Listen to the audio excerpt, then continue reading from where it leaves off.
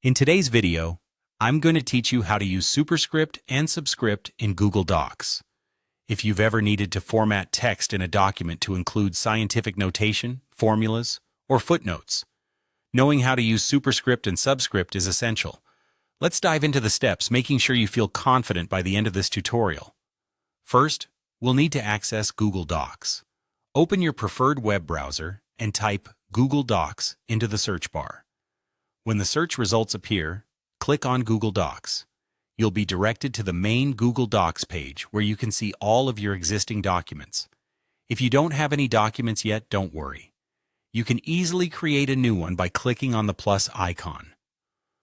Once you're in Google Docs, locate the document in which you want to use Superscript or Subscript.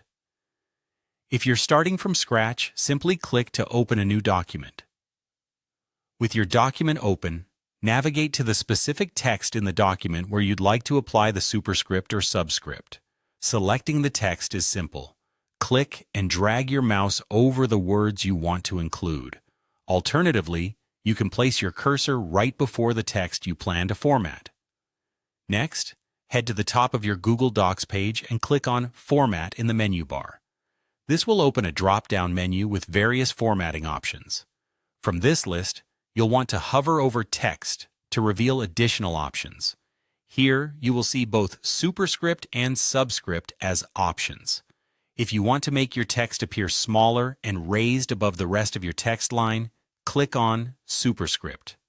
Alternatively, if you need the text to appear smaller and slightly below the normal text line, choose Subscript. Voila! Your selected text is now formatted as either Superscript or Subscript, as per your choice. This feature is particularly useful for mathematical equations, chemical formulas, and certain notational annotations, making your document more professional and precise.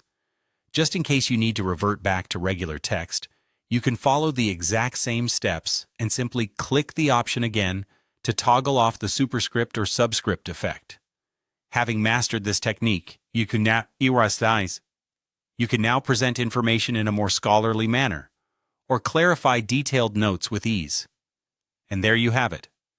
You've successfully learned how to apply superscript and subscript in Google Docs.